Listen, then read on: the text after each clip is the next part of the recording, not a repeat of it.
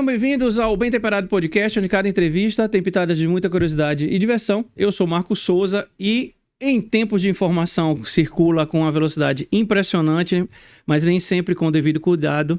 O jornalismo sério volta a ocupar uma função muito importante, principalmente em 2026, que é ano de eleição. Ele é que separa o fato da narrativa, o interesse público do interesse oculto. Nosso convidado de hoje está à frente de um portal que vem se consolidando aqui em Sergipe justamente com esse compromisso. Levar informação com responsabilidade, apuração consistente e respeito ao público quando se trata de falar sobre política. É um trabalho construído com a presença dia a dia nesses acontecimentos, os bastidores e atenção aos detalhes que muitas vezes a gente não conhece e é talvez até poupado, porque a gente sabe que política é um jogo e não seria diferente em ano de eleição. Nossa conversa hoje ela vai ser bem direta, além das manchetes, e entrar nos bastidores do jornalismo em ano eleitoral, como eu já disse, onde a pressão aumenta, os interesses se intensificam e a responsabilidade do jornalista em informar de forma correta é crucial para que o público, o eleitor, saiba o que vai fazer na urna no momento de votar através das informações que ele recebe. Recebo hoje Flávio Ramos, conhecido como Flavrão Fraga, né? Bem-vindo ao podcast. Bom dia, né? Eu queria agradecer ao seu programa, a sua grande audiência, né? Esse espaço que, sem sombra de dúvida, se tornou um dos maiores podcasts do país, né? Com informação de qualidade, né? Sempre trazendo algo que acrescenta, né? Para as pessoas. E o Bem Temperado, né? Justamente tem se consolidado, né? Esse veículo de informação eclética, diversificada sobre diversos fatos e assuntos, né? Que contribuem para a sociedade.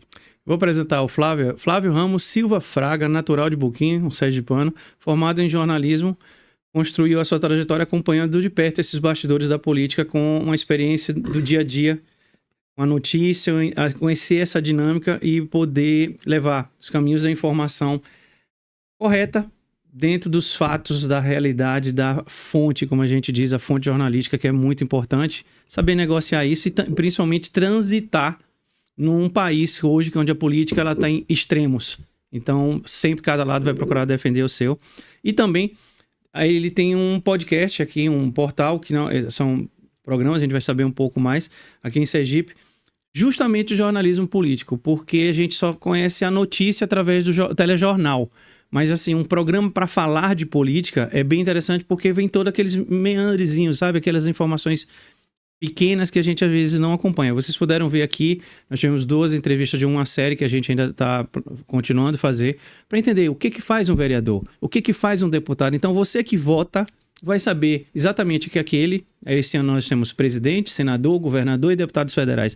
Qual é o trabalho de cada um? O que eu posso cobrar de cada um? Então o jornalismo faz essa parte e o portal do Flávio é bem interessante, vamos conhecer ele. Mas, Flávio, para a gente começar a nossa entrevista, eu queria perguntar assim, você que está acostumado em a cada 2 anos nós temos um processo eleitoral. Quem sofre mais em ano eleitoral? O candidato, o eleitor ou o jornalista? Todos sofrem, né?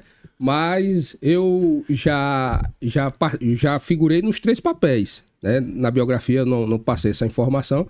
Eu sempre fui eleitor, já fui candidato no interior e estou comunicador. Então, eu já iniciei como militante político lá atrás, né?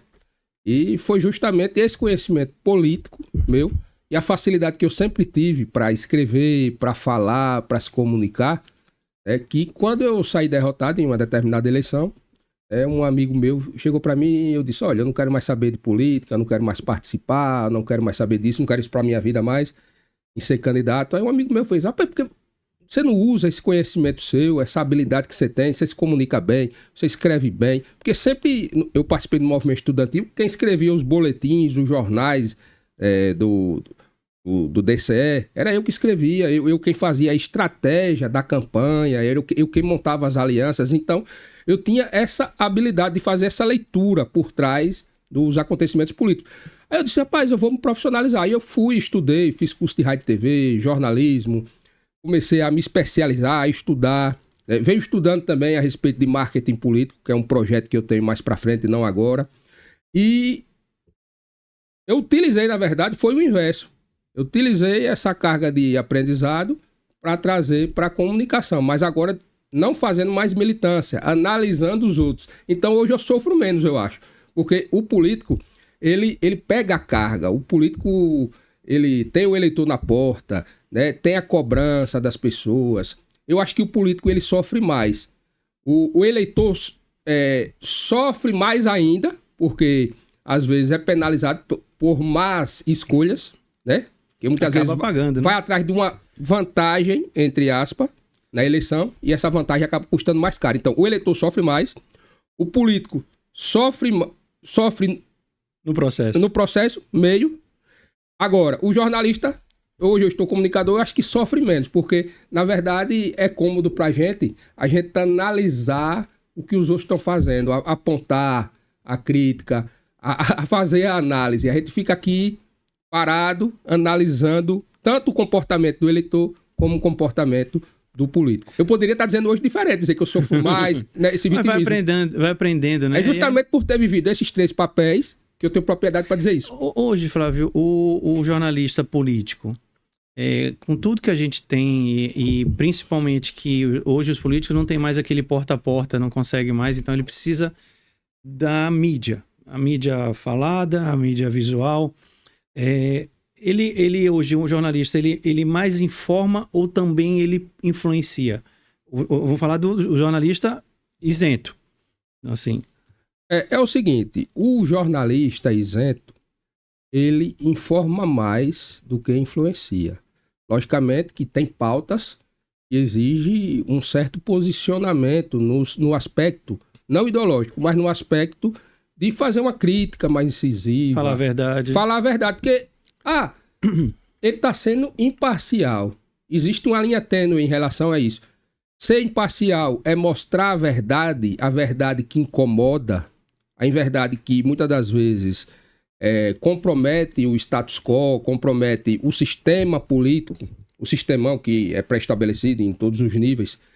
Se isso aí for ser imparcial, então o jornalista tem que ser imparcial mesmo, ou parcial, aliás. Se isso é ser parcial, né? Ele tem que se posicionar nesse aspecto e faz um jornalismo até, de certo modo, opinativo. Agora, logicamente que você tem que buscar o compromisso com a verdade na notícia e não o compromisso com a militância política. Quando você faz a opção em estar no jornalismo, você tem que se comportar com aquela pessoa que tem que ter um olhar ampliado, né? Se você pode ter um comportamento de votar na direita ou na esquerda ou no centro, no seu voto, mas na hora da análise, na hora de trazer a notícia à tona, você tem que trazer com a verdade dos fatos, você tem que trazer como aconteceu e não por sua preferência, porque todos os grupos políticos, todas as correntes têm erros e têm contradições e tem também virtudes. Então você tem que saber pontuar. A direita tem um lado positivo, a esquerda tem um lado positivo. Então, você tem que apontar essas falhas, né? De forma e essas contradições, né? de forma construtiva. Até para a gente evoluir o processo político, sim, não pode ser algo sem crítica. Eu acho que a crítica é o que faz mover as pessoas a se policiarem mais. Já pensou se todo mundo só recebesse elogio? Não buscava uma melhoria. Você é empresário, quando o seu cliente ele não faz uma crítica, você vai estagnar. Tá tudo bom. Você vai estagnar. E daqui a pouco você fecha seu comércio. Porque eu até utilizo uma frase que aquele Flávio Augusto ele fala, que não existe estabilidade em nada. Ou você está subindo, ou você está descendo. A partir do momento que você se acomoda, você pensa que você está estável. Você não está estável, você está caindo. É o mais fácil. Quando você vê, você já fechou a empresa. Bem assim é o político. O político, ele quando se estabiliza, ele se acomoda, ele se acha o dono da razão, ele começa a ser tomado por uma coisa que é perigosa. É a vaidade. Ele já não se acha mais representante do povo, empregado do povo. Ele já começa a se achar patrão do povo. E quando isso acontece, a população depois se revolta, há um desgaste e ele perde o poder. Flávio, nós estamos em 2026, se a gente puxar 2018, a eleição do Bolsonaro, 2022, a eleição do Lula, o jornalismo teve um papel além do noticiar. E esse ano, uma visão de eleitor e de telespectador principalmente, Quando a gente fala do jornalismo político, a gente automaticamente associa a militância. E principalmente numa função. Aqueles programas de análise política. E aí, quando se fala, não, ele é um comentarista jornalístico político. Aí já coloca, não, ele é um militante. Um jornalista como você, formado, é ruim quando o jornalista deixa de ser visto como um informador e sim como mais um da equipe. É complicado, né? Em todas as áreas, né? Tem bons, tem maus profissionais, tem pessoas que desenvolvem corretamente, seja na área empresarial, tem bons empresários, bons e maus comerciantes, tem na área política a mesma coisa, no jornalismo também não é diferente. Temos excelentes profissionais e temos péssimos profissionais, pessoas que só têm compromisso com uma vertente política, com uma concepção já pré-concebida, com algo que já tem na cabeça, uma militância, algo que já nasceu com aquilo, ou que foi enraizado na sua família, um dogma, né? Por assim dizer. Coloca aquilo na cabeça e tudo que vem de conteúdo do outro, que ele não concorda, ele vomita lá e ele já faz crítica, ele já tem uma ideia pré-concebida. Então, ele influencia as pessoas de uma forma negativa. Por isso que a gente recomenda as pessoas a não beberem apenas de uma fonte. Sim. Eu tô falando isso, eu poderia dizer, olha, me acompanhe. Não, me acompanhe, mas leia outros portais, leia meus concorrentes. Leia páginas nacionais, veículos alternativos, pequenos, que tem muitos bons, e você vai criar a sua visão. A política, ela não é uma ciência exata.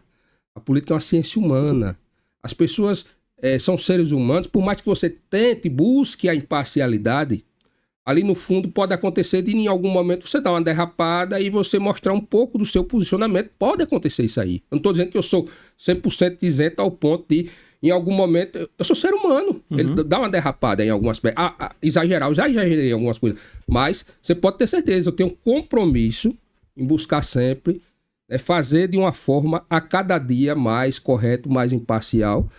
Mas, logicamente, que esse tipo de postura, a pessoa que... Uma coisa é você derrapar, é você errar em alguma coisa. Outra coisa é você já entrar deliberadamente para comentar já como militante daquilo ali. E as pessoas notam. As pessoas notam. Veículo tal é de fulano. Isso é chato, é ruim. Até para a democracia, porque o político se acomoda. O político, fulano está no meu bolso. Você receber um patrocínio, por exemplo... uma secretaria, um governo, não, eu quero que você leia o publi editorial com as minhas ações. Beleza. Quer veicular a sua propaganda? Tá lá o espaço. Agora, e você não tem o compromisso de passar pano, o compromisso de bater palma em tudo. Não. Você é pago para fazer a veiculação de uma propaganda, não é vender o seu comentário. Existe uma distinção nisso aí. Então as pessoas têm que ter esse cuidado. E hoje está tranquilo. Hoje, graças a Deus, a população tem as redes sociais, tem o YouTuber, que a gente está aqui. Hoje, antigamente, você, para fazer o Bem Temperado, você tinha que recorrer às televisões de Sergipe. Sim. E talvez você não encontrasse espaço, até porque tem uma grade fechada. Não tem espaço para todo mundo. E hoje, graças a Deus... O streaming ajuda, né?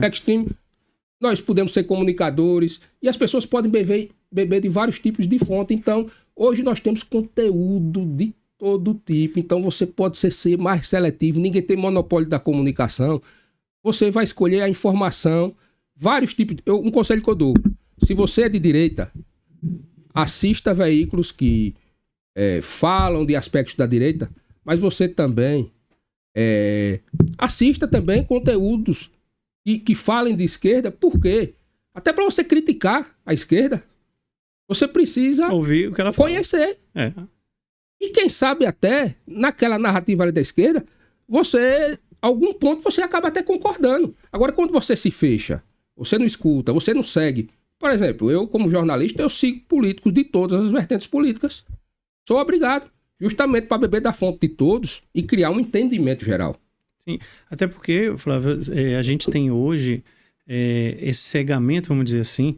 Isso. E você não... O fato de você não ouvir, mas tal jornalista ele é tendencioso para um lado. Mas você ouvir o que ele fala e aí você busca com outra fonte, você começa a criar o poder, aquela situação de quem está falando a verdade. E aí cria a curiosidade de buscar a verdade em si. Eu te digo isso porque agora a gente teve... aqui, entendam, gente, eu não estou falando de lado político, mas é o poder da informação. Eu assisto muito canais de noticiários fora do país. Não assisto só os daqui. A visita do presidente Lula, agora, aqui no Brasil, ela teve um tipo de notícia. Certo. E lá como foi? Lá foi totalmente diferente, inclusive com canais opositores ao Donald Trump. Certo. Porque lá, eu não quero dizer se ele é melhor ou pior, o jornalismo americano, ele é muito sério no que faz. Os jornalistas são assim. E quando você lê, se eu ficar preso só a notícia aqui, eu vou ter só um tipo de interpretação de como foi a visita do presidente Lula. Mas eu procurei ver em tempo real o que estava acontecendo e lá os próprios canais estavam dando notícias diferentes, bastidores diferentes. Então, nessa hora que a gente tem que entender, no processo político vai ter muita acusação. Mal começou, não tem ainda oficializado, são todos pré-candidatos, já começa. Político tal fez isso, político tal coisa. E aí você tem que saber, como você disse, 1, 2, 3, 4, 5 fontes para você perceber a narrativa e até de quem está falando, né? Ainda é possível a gente dizer que o público acredita no jornalista político? Ele assiste e fala, não, eu ainda posso confiar porque tem isenção? Tem como acreditar. E é justamente esse exercício que eu coloquei e você reforçou aqui, que se vocês fizerem, vocês vão saber quem é sério e quem não é. Se você começar a beber de várias fontes, você vai conseguir distinguir o joio do trigo. Isso aí você pode ter certeza, não tem a menor dúvida. E outra coisa, para complementar esse comentário que a gente fez, o que é que a gente nota nos dias atuais? O Instagram é uma plataforma interessante e tal. Agora, hoje, e assim como outras plataformas que trabalham da mesma forma, eu até li um livro em relação a isso. É bom que você, quando faz uma pesquisa, vão vir assuntos do seu interesse, né? Você pesquisa sobre algo, o Instagram sempre está trazendo aquela publicidade daqueles produtos da sua área de interesse, sua área de atuação, suas preferências, seus gostos. Você vai estar sempre alimentado por esse conteúdo. Mas na política, o algoritmo ele é perigoso. O que no comércio é uma vantagem competitiva para as empresas que atuam, que vai buscar justamente o público nichado. Na política tem um aspecto perigoso, que é o seguinte: o algoritmo, você que é de direita, só vai ser retroalimentado com conteúdo de direita ou ultradireita. Se você tem um comportamento de esquerda e tal, você só vai ser retroalimentado por conteúdos radicais de ultra-esquerda, esquerdista, etc e tal. Você não consegue, por exemplo, no Instagram, ser retroalimentado, você sendo de esquerda, por conteúdo de empresários que falam as dores dele, as aflições. Então, o algoritmo, que na verdade tem uma vantagem competitiva para as empresas, na política, ele faz um processo de emburrecimento, de engessamento da mente das pessoas. Falsifica o cérebro. As pessoas só recebem aquela carga de informação do seu público, do seu interesse. Fica algo nichado e é onde está acontecendo a radicalização. As pessoas estão perdendo a capacidade de pensar, de refletir, de criticar até em quem votam. Porque ele não tem a base de crítica, né? Ele só tem a base da verdade que está recebendo. Eu sou de esquerda, eu sou a favor da escala 5x2. Aí ele vai ter a visão de que o empresário é o satanás, que tem que botar pra moer em cima do empresário mesmo, que funcionário é coitado, que tem condição, que todos os empresários ganham muito dinheiro, que não é a verdade. E assim como se você for de direita, você só vai receber que tem que botar pra moer em cima do funcionário, que tem que ser que vai quebrar escravo, vai quebrar a empresa. Então, a gente tem que ter o meio termo. A gente tem que beber de várias fontes pra gente não ficar apenas engessado, escutando um tipo de pauta. E o Instagram, ele é editável, né? Exatamente. Mas você bota ali o rostinho bonitinho, o texto bonitinho, e o jornalismo assim, bate pronto, não tem como. Não tem como fazer. Eu queria entender uma coisa, Flávio, dentro dessa sua experiência de fazer o jornalismo político, o que realmente pauta uma notícia? É a fonte ou o jornalista quando recebe e ele lapida essa informação? O jornalismo político sério, ele recebe da fonte. Aí você tem que ter a percepção, a maturidade, e isso aí o tempo vai mostrando. E eu que já atuei em bastidores políticos antes mesmo do jornalismo, eu consigo ter essa capacidade de saber o que é algo duvidoso, o que é mais confiável. Isso me possibilitou também ter conhecimento com vários atores da política. Então, eu tenho um acesso bom a boas fontes. Eu sei distinguir as intenções de cada um, porque eu já vinha convivendo nesse ambiente, que é difícil, é sujo, mas também tem pessoas boas. E aí você vai por trás daquela informação que você chega a saber a intenção. A partir daí, você faz o filtro, você faz a checagem, checou, você vai e lança com exclusividade. Logicamente que, mantendo o sigilo da fonte, você vai e joga. E também você vai e escuta a pessoa que você levou a denúncia para ela dar também o seu lado. O seu lado. E aí você veicula os dois lados. Pronto. Teve um dia desse aí, um determinado deputado federal que processou vários jornalistas aqui. Aí eu vi a turma. Ah, porque eu fui processado, eu sou jornalista e tal e tal. Eu acho exagero, assim, processar jornalista, mas esse deputado disse, eu não lhe processei e você fez a denúncia. Aí eu disse, por que você não me processou e processou os demais? Ele disse, porque diferente dos demais, eu mandei uma nota com a minha explicação. E você mesmo sem concordar comigo, que eu percebi, você fez a denúncia, você veiculou no seu site e você espalhou nos grupos de WhatsApp, você botou no Instagram, na sua página, você botou em todos os locais que você desceu o sarrafo em mim. Aí cabe nessa hora o eleitor tirar a sua decisão. Eu fiz a crítica, fiz o apontamento, ele mandou a nota, eu veiculei no mesmo local que eu fui pra cima dele e ele não me processou. Agora os demais não fizeram isso, acho que iriam fazer militância, lacração, e aí receberam um processo. Aí o judiciário vai ver se é ou não é. Nisso você tá falando, é muito comum o jornalista político ser usado, né? Pode cair nessa jogada, né? Claro. Usar a credibilidade dele em razão de uma... No país, no estado, em qualquer local, existem, não um sistema político, existem sistemas políticos. Às vezes as pessoas se iludem. Ah, existe um sistema em tal local, de tal grupo. Conversa fiada. Muitas das vezes tem um sistema daquele grupo, o outro quando assume, eu vou acabar com o sistema. Não vai. Às vezes ele quer implantar o dele lá. Ele quer acabar o sistema, o do outro. Ele realmente quer acabar o sistema. Dele. Mas não é acabar o sistema. É botar o dele. A questão é essa. Então as pessoas não podem ter político de estimação. As pessoas têm que fazer uma escolha racional, analisar aqueles que têm aspectos e ideias mais parecidos, principalmente em segundo turno. Às vezes, em segundo turno, você não vota em quem você concorda 100%. Só tem duas escolhas, você vai escolher o que mais se aproxima da sua visão. Mesmo você discordando em alguns pontos. Porque, de repente, você votou no primeiro turno naquele outro que não tem nada a ver. Por isso que é importante as pessoas fazerem uma escolha não em quem você acha que vai ganhar. Ou que você acha que está mais forte. Você tem que fazer a escolha daquele que tem uma visão parecida com a sua. Até para fortalecer aquela pauta, para mais à frente aquela pessoa, aquele partido possa se consolidar. E também para mandar um recado nas urnas para aqueles que se acham dono dos votos. Então você tem uma arma, você tem que se posicionar dentro do que você acha no primeiro turno. E aí, no segundo turno, as pessoas vão fazer análise dentro de duas opções. Porque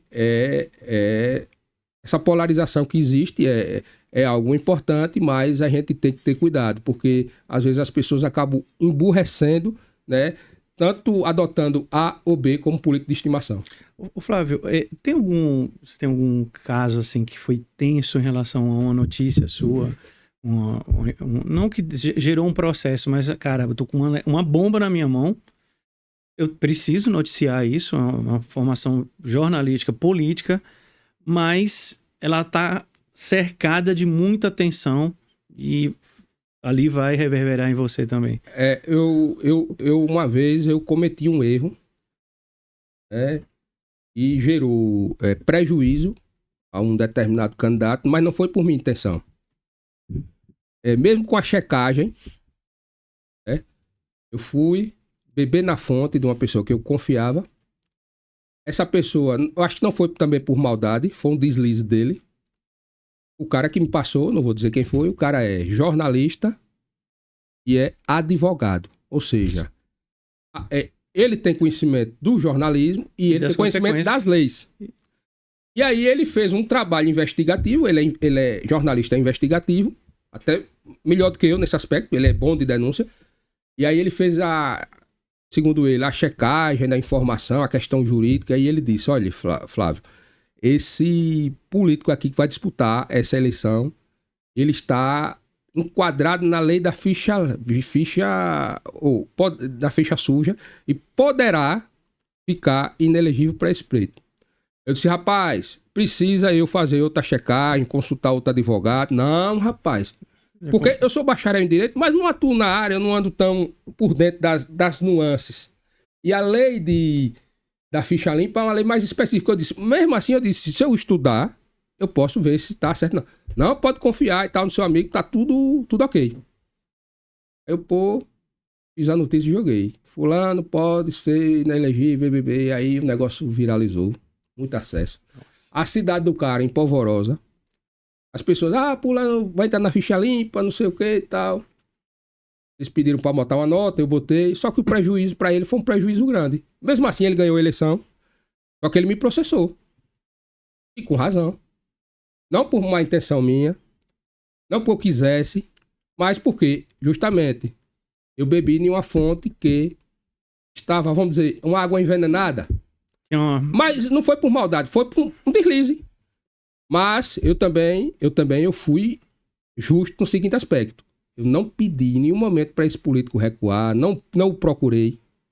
Deixei ele à vontade para ele exercer o direito dele, me defendi. E aí eu tive a generosidade dele, que ele aceitou a proposta da nossa defesa. Foi a única vez, eu nunca fui condenado na vida. Processado, já fui e tal, mas todas eu ganhei, porque sempre eu ajo de uma forma correta. E aí, foi o que ele fez? Ele foi lá, aceitou que eu fizesse uma retratação, joguei em todos os grupos, todos os locais, grupo do WhatsApp, fiz a veiculação completa do pedido de retratação. Ele retirou o processo. E aí, quando depois que ele retirou, eu o encontrei em uma emissora de rádio, ele nem sabia, assim, fisicamente quem eu era, só por nome. Só, sabe quem é fulano de tal? Eu sei, sou eu. Ele, é você? Eu disse, é. Eu disse, olha, eu queria lhe pedir desculpas, você foi correto e tal e tal. Pronto, expliquei a ele, pronto, zerou o placar. Resolvido o problema. Não tive essa intenção, foi uma fonte e tal. Então, a gente tem que buscar a verdade. Agora também, logicamente, que a gente comete falhas. Às vezes, até por não querer. Uns cometem porque quer. E quer pagar o preço. Eu conheço vários pegando fogo. Conheço vários aí que tem várias condenações. Eu, graças a Deus, não tenho nenhuma. A gente tem aqui em Sergipe jornalista tipo o Léo Dias, de fofoca. Ele só quer ver o circo pegando fogo. Solta. E até aqui pra nós, tem alguns que, infelizmente, recebem grana alta pra fazer esse tipo de coisa, já calculando que aquele dinheiro dá pra pagar até o advogado. Ele só quer o circo pegando fogo. Só que é o caos. Meio coringa, né? Agora eu não embarco nessa, entendeu? Eu não embarco nessa. Flávio, 2026, um ano que nós estamos com a tecnologia no máximo, principalmente da rede social. Não vou nem entrar em TikTok, porque eu acho menos, não desmerecendo, mas o Instagram é a velocidade na notícia. Para o pleito 2026, nas 4 linhas, executivas e legislativas, o presidente, governador, senador e deputados federais e estaduais. O que vai ser mais importante? Informar primeiro ou informar realmente certo? Quem vai estar na frente? Mesmo que seja o primeiro estando certo, mas não, eu prefiro não publicar agora, me atentar a ter mais detalhes e publicar correto para lá na frente não ter que fazer. Então, a velocidade da informação existe. Mas a gente tem que ter cuidado. Já teve vezes de chegar para mim uma exclusiva para eu disparar, exclusiva, em nível estadual aqui. Para eu largar na frente dos veículos maiores aí. Tradicionais, aí famosos, mais famosos. E eu recuar para fazer uma checagem, perder a exclusividade, porque o apressado disparou primeiro. Mas eu não me sentia seguro de botar naquele momento. Eu quis fazer uma checagem maior, quis investigar. E não me arrependo. Talvez eu perdi acesso, perdi nome. E realmente era uma notícia que deveria ser veiculada, mas eu não me senti seguro e eu não disparei. Agora tem pessoas aí afoita, que tá aqui com o celular, eu conheço vários. Aí o meu concorrente botou primeiro do que eu tenho que botar e tal. Acaba cometendo vários deslizes aí. O grupo de WhatsApp hoje virou fonte, né? Jornalística, né? Então, é muito, muito forte. É tanto que eu tô em mais de 400 grupos de WhatsApp e é a minha fonte maior hoje de disparo é o grupo do WhatsApp. E, assim, onde eu tô presente, os grupos eu vou e coloco. É tanto que eu tenho um telefone só pra isso. Tem uma pessoa que fica e tal, pra disparar. Não é disparar, compartilhar. Que não pode disparo. Flávio, como é que é a relação do jornalista político com os assessores dos políticos? Porque ele ali também joga, mas também tem que apagar o fogo junto com vocês. É uma boa relação ou existem, vamos dizer assim, inimizades por conta de notícias? O jornalista político com os assessores, você tá perguntando, né? Os assessores dos políticos. Não, a relação é boa, é cordial. Os assessores, eles sabem como tratar, como conduzir. A maioria deles são habilidosos nesse aspecto. Às vezes, tem políticos que levam a coisa para o coração. Como eles são o objeto direto da crítica, eles absorvem até mais, eles eles criam uma crosta de raiva, até mais do que os assessores. Os assessores, como eles não são os diretamente afetados, eles ainda conseguem ter um equilíbrio assim, de saber lidar e dialogar com a gente nesse aspecto. E em relação a, você falou, retomando um pouco aquela outra pergunta que eu esqueci de dizer, a velocidade da notícia, hoje a velocidade da notícia, ela é muito rápida. O impacto, hoje, com a era digital, não é mais o offline, antigamente você tinha os jornais impressos, era a comunicação... Ficava aguardando sair a notícia. O Sinforme, vamos esperar o Sinforme sair, o que saía no caderno do Sinforme, no Jornal do Brasil e tal. Aquela informação, ela era mais lenta, porque você tem que esperar a publicação, a notícia era mais lenta, mas ao mesmo tempo ela demorava mais a se espalhar, porque tinha que, a partir da leitura dos formadores de opinião, das pessoas que tinham acesso mais à cultura da leitura, eles reproduziam na comunidade, eles iam boca a boca passando, tipo, eu vou fazer uma matéria dizendo que o Bem Temperado é o pior podcast do Brasil. Aí notícia ruim corre mais. Aí o povo lia a manchete impressa, saía espalhando boca a boca, e aquilo ficava muito tempo. E até para você desmentir, demorava muito, principalmente numa campanha. Fulano é ladrão. Aí aquilo rodava e aquilo para você tirar era uma verdade absoluta. Tinham poucos meios de comunicação impresso. Com a era digital, houve o quê? Um fracionamento dos veículos de comunicação. Hoje tem mais, não existe mais um monopólio da informação. A velocidade tornou-se rápida. Houve a democratização, mas houve também a indústria das fake news.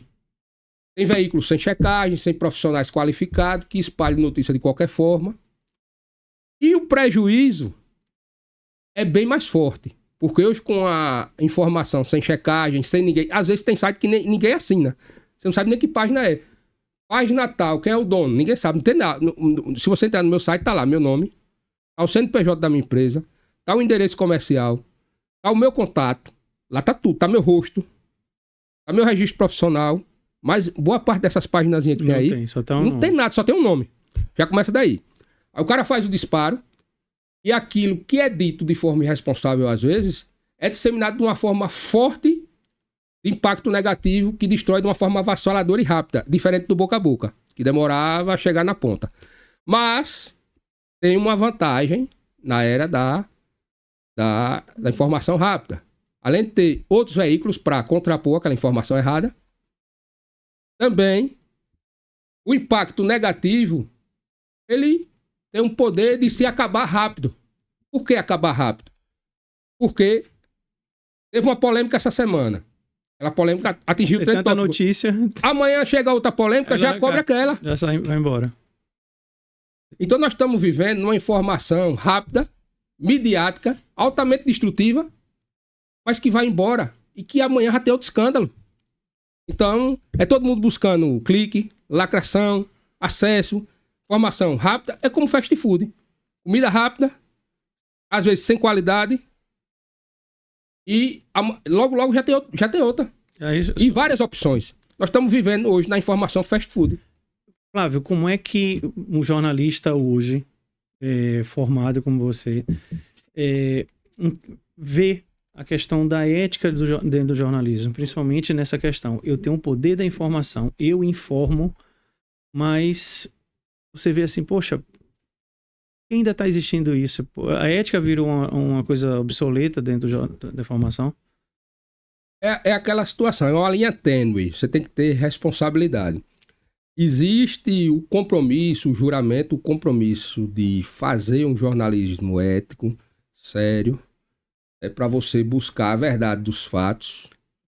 Mas nessa linha tênue também tem a sobrevivência comercial. Você precisa tornar aquilo que você faz viável economicamente. Você tem que pagar suas contas.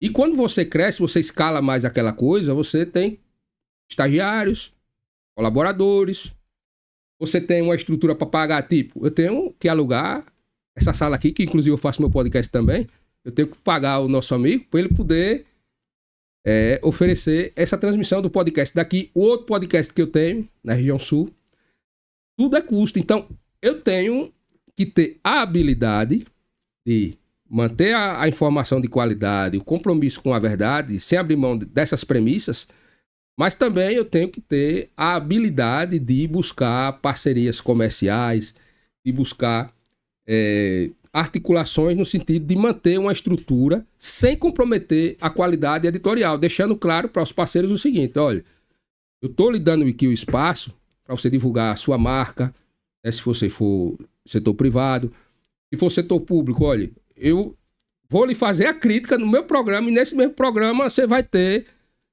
a 5 segundos, 2 segundos, sei lá, 30 segundos do público editorial dele para você divulgar o seu produto. Mas isso não quer dizer que eu não vá deixar o seu concorrente dar uma entrevista. Entendeu? Até para falar de você.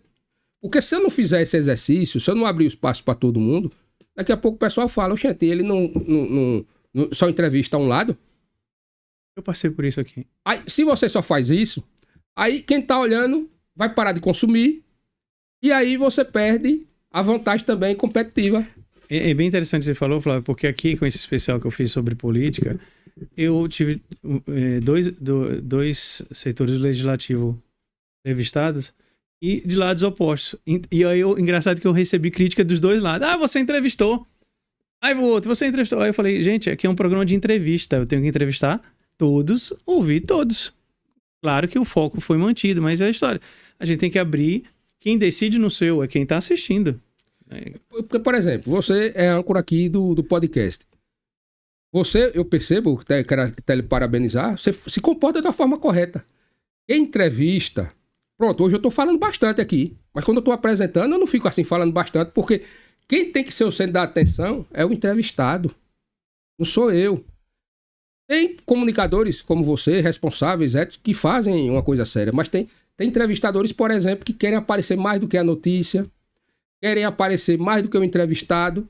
Não, você tem que dar voz ao entrevistado.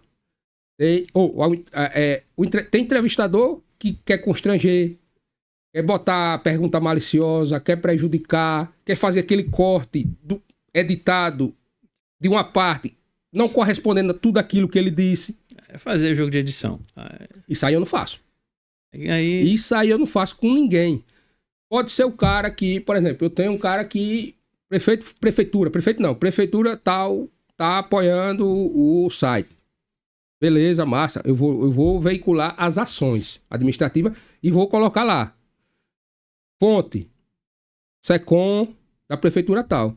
Mas eu entrevisto o concorrente dele e aqui eu não vou chegar e botar casca de banana, não. Eu vou chegar para ele perguntar, e aí, o que é que você acha do prefeito tal?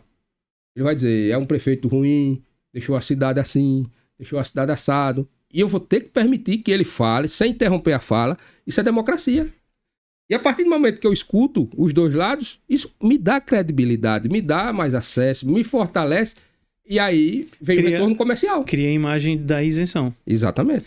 Flávio, só para finalizar essa parte de ética, você já teve que, por ética, segurar uma puta informação que você tinha? Falou, não, se eu fizer soltar essa notícia... eu só vou botar gasolina no fogo. É melhor segurar. Rapaz, eu já segurei várias informações. Principalmente quando envolve questão familiar e pessoal. Se minha pauta é política, me chega coisa pessoal do político. E até, de certo modo, acaba comprometendo a imagem política dele. Qual é o meu interesse de disparar essa fragilidade dele? Nenhuma. As pessoas têm que ver as fragilidades. Se for fragilidade política dele, eu vou lá e falo, eu mostro. Agora, coisa pessoal, coisa que sai da política, isso eu não coloco. Mas tem gente que faz, insinua. Tem gente que faz pior. Não diz o nome, mas diz o fato, faz um enredo assim, de tal forma que as pessoas que estão acompanhando dizem, olha, é o político tal. Eu não faço isso. Isso você tá falando foi interessante. Essa semana eu vi um corte. Ele é um filme, não sei, eu ainda vou procurar qual é esse filme. Denzel Washington, ele faz um papel de um advogado. E aí o cara mistura o trabalho com a vida pessoal da pessoa. Isso é ruim. E aí um amigo tá conversando com ele e fala assim, você sabe que Davi, ele cometeu adultério? Mas é o rei dos reis. Salomão tinha 700 mulheres, mas foi um dos maiores reis. Então, mas a gente só ouve falar de Davi como rei dos reis. Isso. Então, não misturar as conquistas da pessoa com o pessoal da pessoa. São coisas agora, diferentes, né? Se digamos, chegou a notícia que o político tal, ele, na atividade empresarial dele, que é pessoal, ele está cometendo irregularidades, não está recolhendo imposto, está fazendo manobras fiscais, fraudes, está violando regras e leis, aí já deixa de ser estritamente pessoal, já passa a ser de interesse público. Sim. Isso tem que ser mostrado. Porque a ação dele converge ao público. Ao coletivo. Agora, ele é defensor da família no discurso político. Mas ele tem amante. É uma contradição? É. Porque justamente o público dele, a pauta dele, porque eu sou defensor da família. Mas ele tem amante. Eu poderia chegar, trazer à tona e dizer, olha aí, o político que você diz que é da família, ele tem amante. Mas eu não faço. Mesmo tendo correlação, de certo modo, mas eu não faço porque é vida pessoal. A gente tem que tentar tornar o nosso meio de comunicação conhecido, forte e fortalecido. Tem. Mas essa audiência que a gente vai dar de algo que até compromete, tem correlação com a política, queira ou não queira, mas vai fragilizar, vai acabar um casamento, vai atingir filhos, vai atingir as mães. Isso vale a pena? Agora, se teve uma operação policial da Polícia Federal na casa de fulaninho de tal, que é político, eu vou veicular a notícia, mesmo sabendo que vai afetar a mãe, vai afetar a esposa. Mas aí é um fato de interesse coletivo. Agora, uma notícia diretamente envolvendo a questão familiar, aí é jogar baixo. Tem muita gente que faz. Isso é o que mais quer que como a gente fala, né? O circo pegando fogo. Flávio, vamos falar um pouco desse ano. Para você, o que muda na rotina de jornalista político no ano de eleição? No teu dia a dia, na tua criação de pautas, as notícias que chegam para você? Rapaz, muda demais. A carga de informação é muito alta. Toda hora chega, você fica sem vida. Você fica escravo do celular. Toda hora chega pauta, toda hora chega assunto. Toda hora chega informação das mais diversas para você checar. Você vai ter que participar de mais entrevistas. Se você tem um podcast, agora você... antes, você adula. Adula, você tem...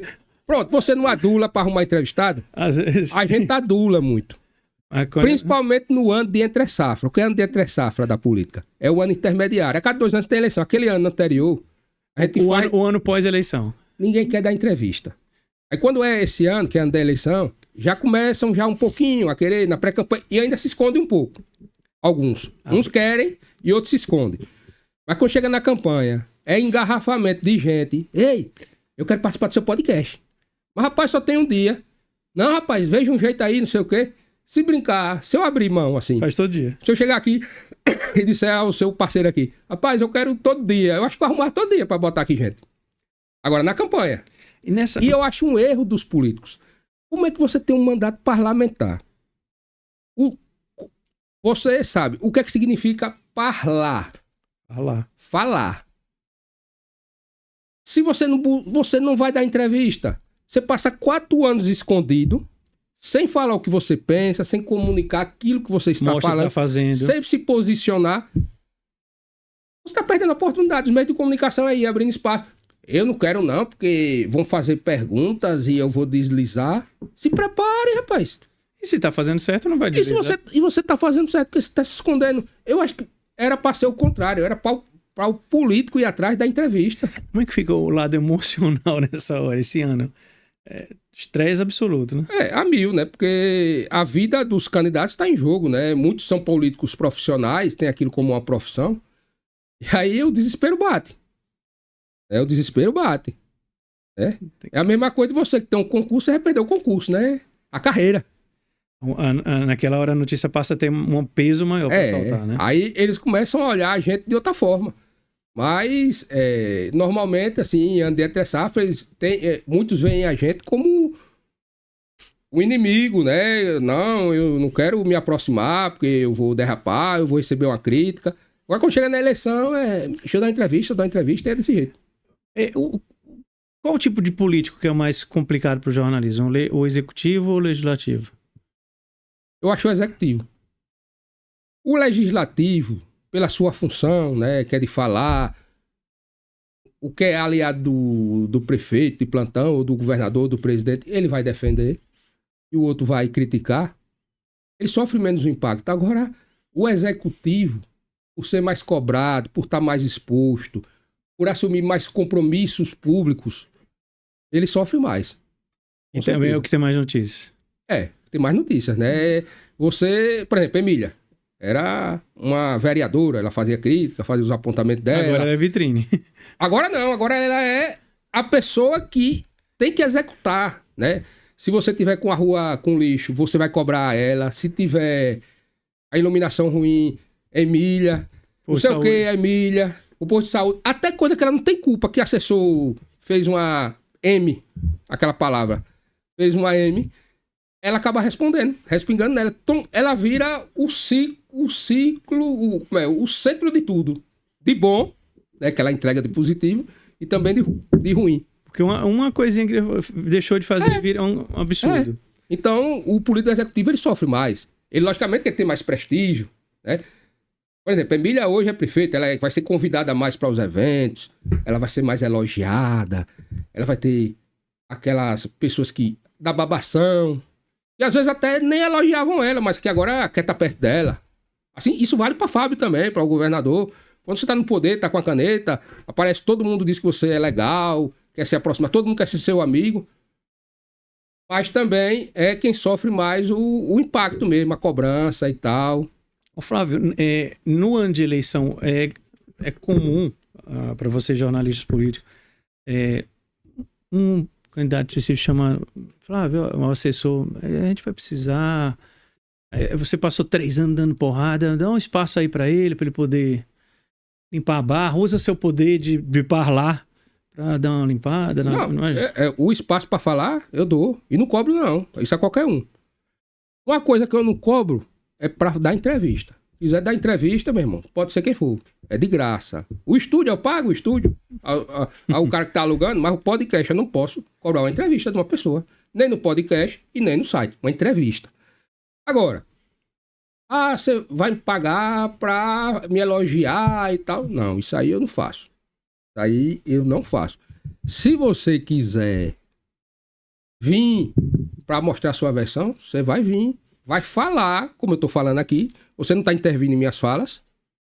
E vai ser ouvido. E eu não vou cobrar pela entrevista. Agora, eu quero no seu site que você critica, às vezes, quando eu preciso, ser chamado a atenção, porque tá faltando água, ou porque a iluminação tá ruim, ou porque o carro da prefeitura quebrou.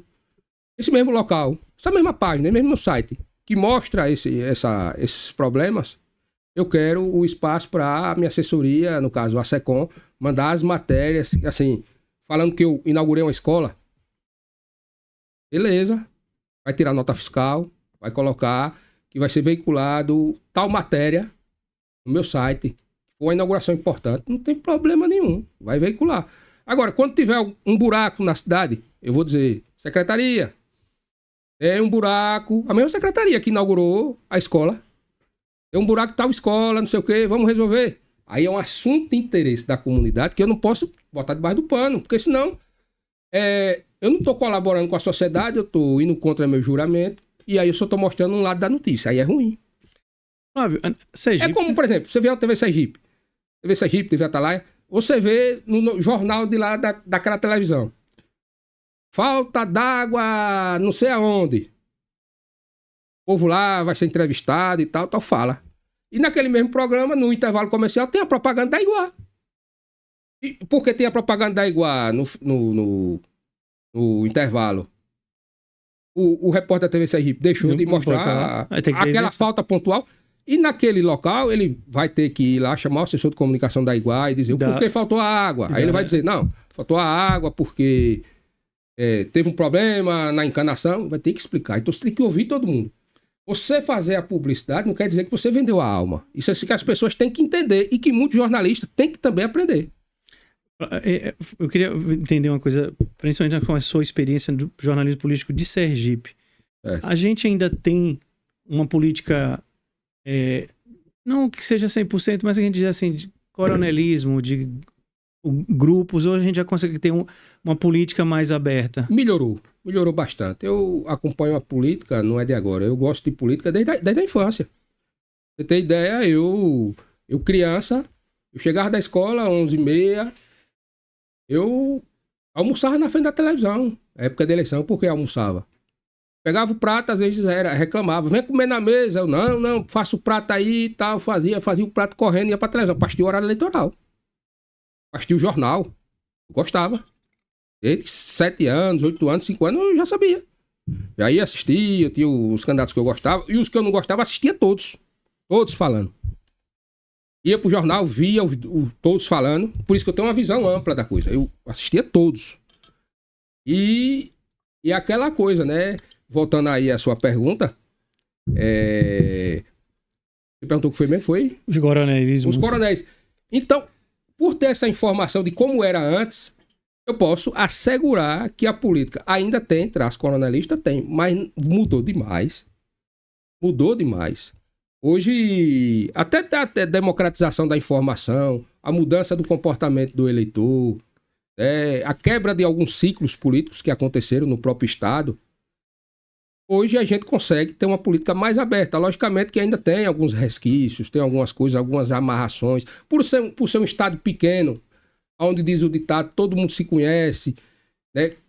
Tem até uma frase do ex-deputado João Fontes, que ele disse que em Sergipe existem os vasos comunicantes do poder, que é onde um poder, às vezes, tem acesso a outro. Por que isso? É um Estado pequeno. Por ser um Estado pequeno, eu lhe conheço, mas não conheço ele.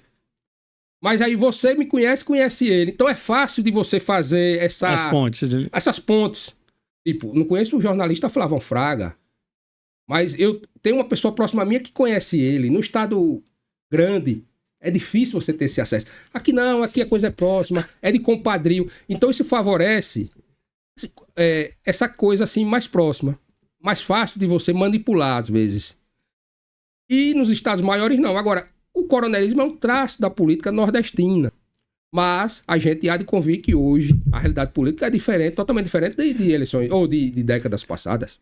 Para fechar esse bloco de entender essa coisa de jornalismo, você falou uma coisa aqui, a gente acabou citando ponte.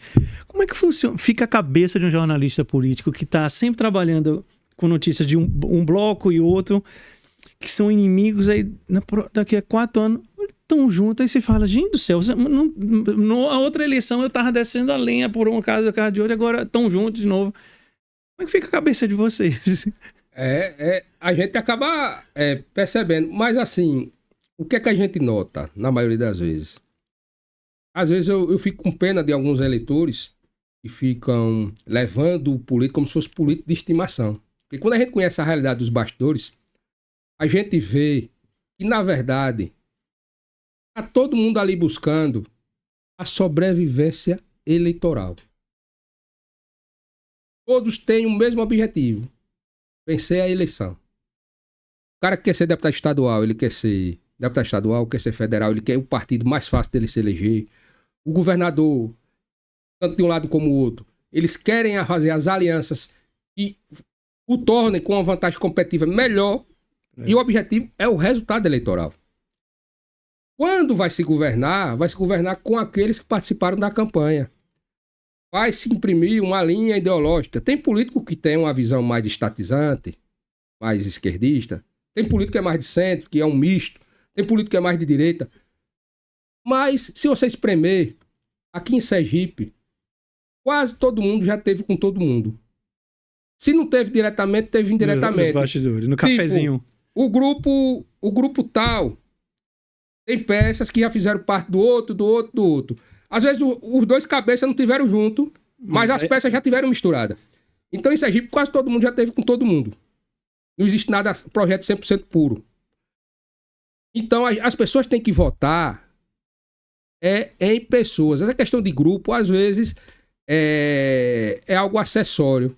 Ele tem que votar em alguém que você acha que tem a capacidade de gerir, porque às vezes tem muita gente que é só uma mídia, não tem uma capacidade administrativa. Então, a gente tem que analisar o projeto que nos aproxima mais, mas sabendo que a cada eleição, cada um está buscando a vantagem melhor.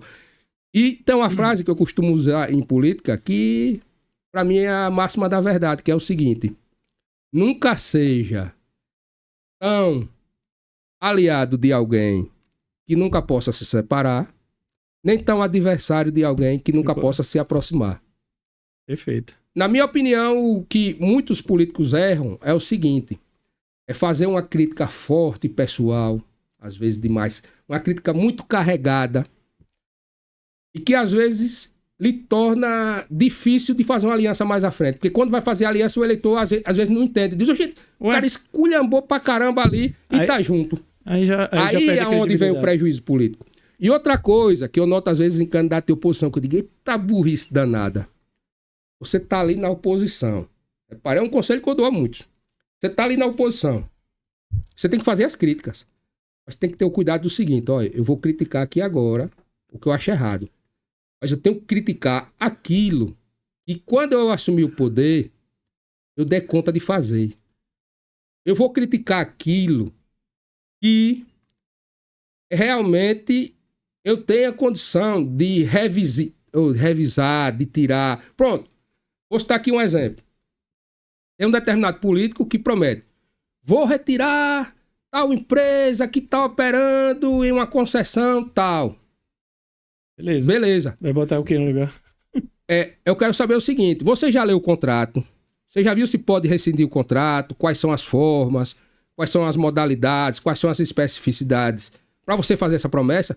Tem político que entra às vezes na campanha e diz: eu vou acabar com tal prática, com tal contrato, com tal não sei o quê. Você já procurou saber se não tem mais anos de contrato? Você já procurou saber se aquilo está errado realmente? Porque é o seguinte: você tem que botar na cabeça o seguinte: você tem que buscar pautas que desgastem seu adversário para você chegar ao poder, que é o objetivo. Sim. Mas você não pode perder de vista o seguinte: eu estou criticando porque eu quero chegar no poder. Então eu tenho que criticar com base, com um pouco de equilíbrio, para amanhã eu não ser escravo. Porque aí você começa a pegar aquelas falas e diz: ô gente, você, quando era vereador, você não votava contra isso? Tipo assim, eu vou citar aqui um exemplo. Não estou criticando ela, não. E até o objetivo do seu programa não é fazer aquilo. Eu vou citar só um exemplo. Emília, quando era vereadora, ela fez uma crítica, ou ela disse que, eu não lembro qual era o percentual, tinha uma margem orçamentária que ela votou reduzida para Edivaldo. Não pode ter essa margem orçamentária alta, essa margem de remanejamento. Para onde vai? Não, tem que ter um orçamento assim e tal, que é o correto. Agora ela administra. Aí, quando ela foi administrar, ela mobilizou a base dela para aprovar uma margem orçamentária de remanejamento. Não é nada de legal, é legal. Maior. Mas você não disse que podia fazer? Faça. Não era possível governar com aquilo? Então, o que é que faltou nela? Ali, quando ela era vereadora, era para ela mostrar o buraco, mostrar a limpeza e tal, que é coisa que ela pode melhorar. Ela pode fazer uma administração cuidando mais das estradas, com mais limpeza do que a Edivaldo. Ela pode. É uma coisa que ela consegue executar. Mas eu se fosse a oposição, eu dizia, rapaz, eu não vou criticar isso não, porque mais na frente eu vou querer botar, eu quero ser prefeito.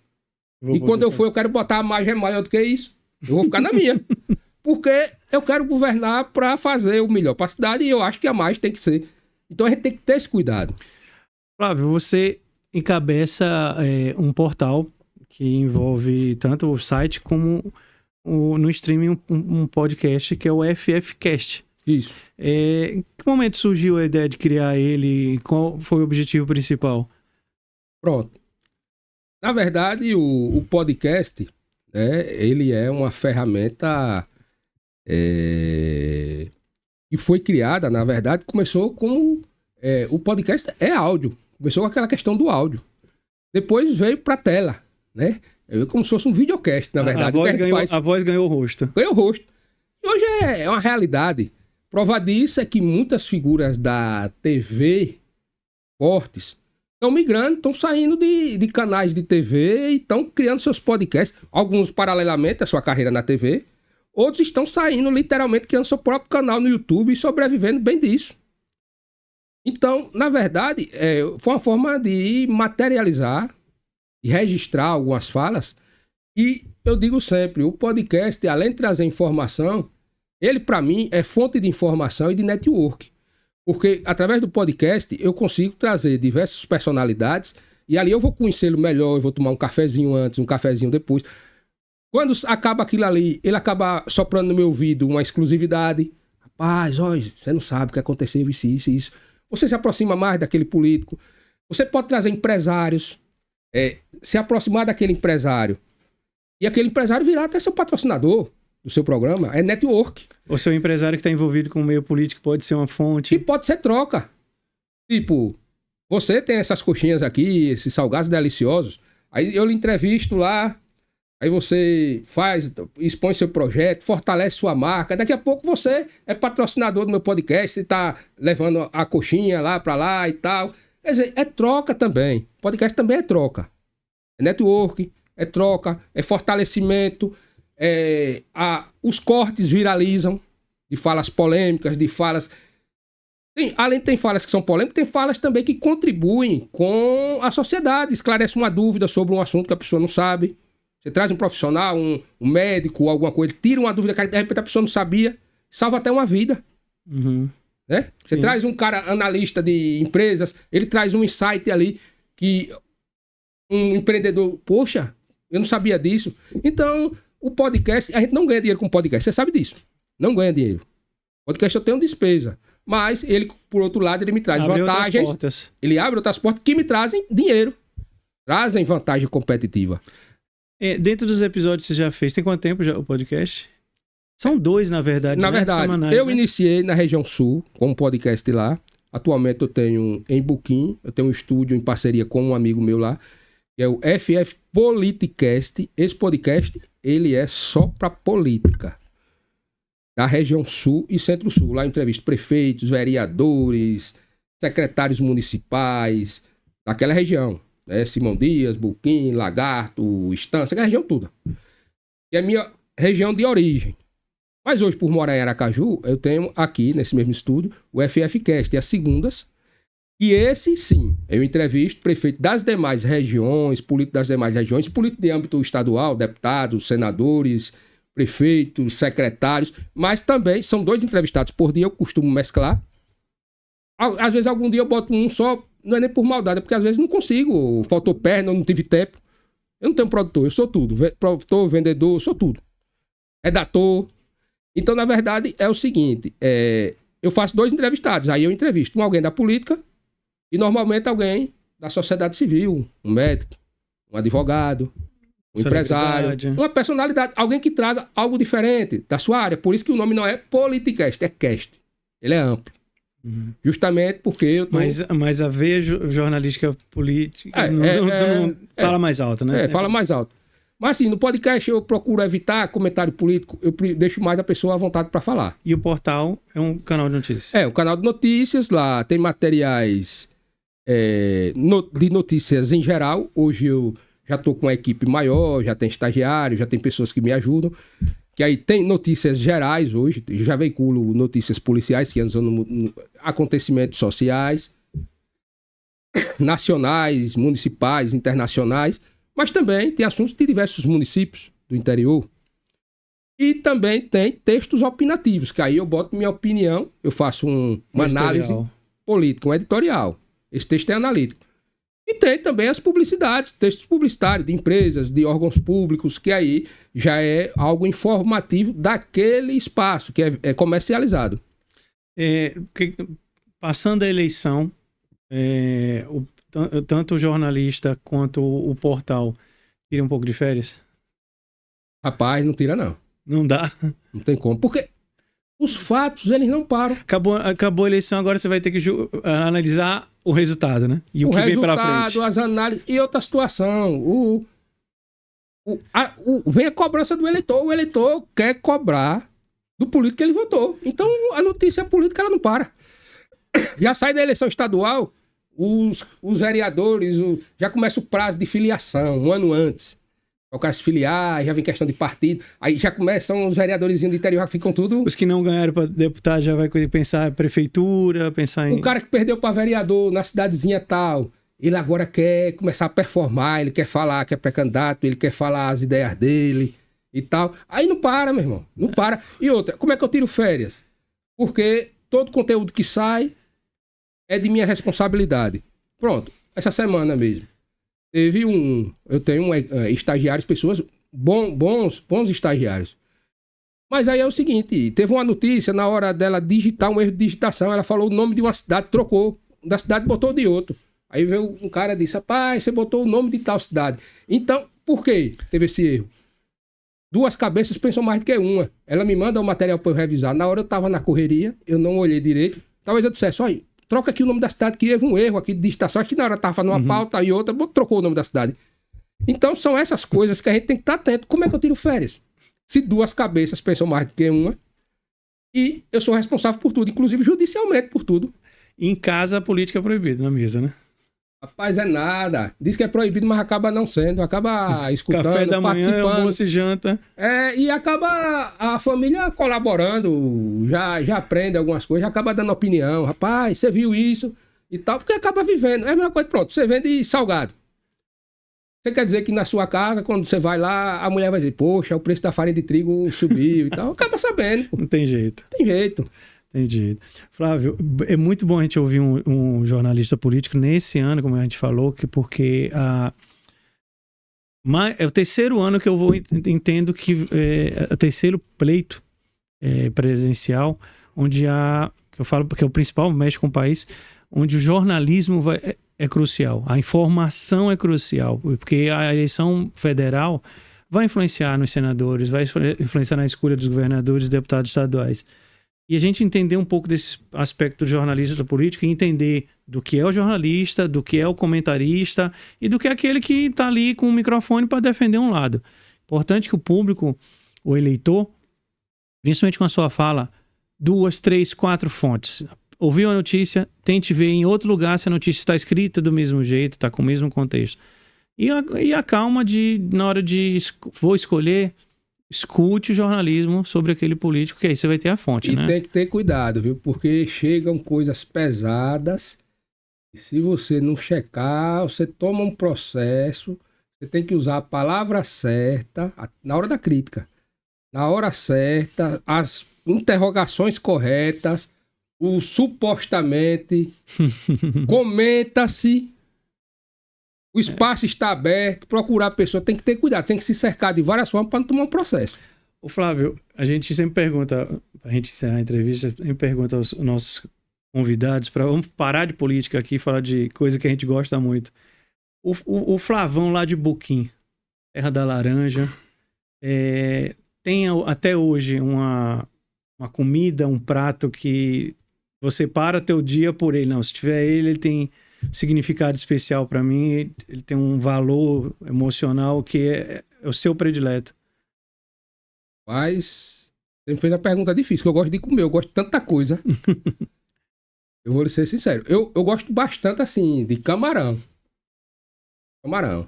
Uma muquecazinha e tal. Eu gosto. Mas eu não tenho, assim, digamos, apenas um prato. Eu gosto de comer. Comer bem. Então você não tem... Eu gosto de uma comida bem temperada. Como diz o programa, não do programa. Uma comida bem feita é outra coisa, né? Um bate-papo bem temperado é outra coisa. Uma comidinha bem feita, seja qual for, tem que ser bem feita. Tem alguma coisa que você não come por nada nesse mundo? Não, velho, isso aqui eu não como. Não. Eu não gosto muito de abóbora, só o resto. Tudo. Vale. Tudo, graças a Deus. Bom, Flávio, para te agradecer demais, nesse seu tempo corridíssimo de jornalismo, abrir um espaço para essa entrevista e as pessoas conhecerem o jornalista e o comunicador hoje, agora que está à frente das câmeras. A gente só conhecia a voz, agora conhece o rosto através de um portal. Deixei aqui para vocês os links para vocês verem o FFCast e o portal na internet de notícias. E para encerrar, queria que você deixasse uma mensagem para o público e principalmente o eleitor nesse ano de pleito, onde você, como jornalista político, conhece todos esses bastidores, conhece todas as cascas de banana e as armadilhas que uma notícia errada pode gerar. Quero agradecer, né, ao seu programa pelo espaço, dizer que estamos sempre à disposição através do www.ffnoticias.com.br, através da nossa página no Instagram, que é o @www.ffnoticias.com.br. Agradecer e dizer a seguinte mensagem. Neste ano, você procure beber de várias fontes, conversar com várias pessoas, ampliar o seu leque de visão, seguir todos os candidatos nas redes sociais, né? Assistir todos os debates, ler bastante de vários veículos, inclusive o meu, logicamente, para você criar uma visão ampla. Se você é de direita, ler também assuntos da esquerda, acompanhar também candidatos de esquerda, até para poder criticá-los e vice-versa. E busque fundamentação ampliada sobre tudo. E aí você vai fazer uma escolha mais assertiva dentro da sua visão e a sociedade vai ganhar mais, com um debate mais maduro, ampliado, né? E dentro das contradições de cada personagem, mas cada um vai fazer a sua escolha dentro do que acha mais adequado. Então, na verdade, não é apenas fazer uma escolha mais aproximada com o que você pensa, mas você ampliar ainda mais a absorção de conteúdos de outras ideias, até que você não concorde, para a partir daí você tirar um pedacinho de uma, um pedacinho de outra, e você até criticar o seu político, que você vota. Você diz, olha, o político ali, ele está oferecendo isso, então você também precisa também fazer e se ligar nisso. Pessoal, recado dado, importante essa informação. Até a eleição nós vamos ter outros entrevistados para a gente falar, ou candidatos talvez, mas vamos falar de eleição porque mexe com toda a sociedade. É um momento que o país precisa, que o povo exerça o seu poder de decidir o futuro do país através de seus representantes. Então, o jornalismo político vai ser, e sempre foi, e será fundamental nesse momento de eleições. E eu espero que essa entrevista esclareceu um pouco para vocês o trabalho do jornalista político, a seriedade que tem essa pauta, esse trabalho, e que você faça essa filtragem na hora de ouvir notícias, principalmente para formar a sua opinião e suas escolhas. Agradecer aos nossos patrocinadores, Casa da Música, Belgrano Salgados, Zen Loto Chás Premium, sempre estão aqui. Você que acompanha essa entrevista, não deixe de comentar, dê o seu like, compartilhe essa entrevista, se inscreva no canal, ative os sininhos para receber notificação. E eu, como sempre faço, encerro essa entrevista dizendo a vocês que nos encontramos próxima quarta-feira com mais um bate-papo bem temperado. Tá aí, pessoal, obrigado.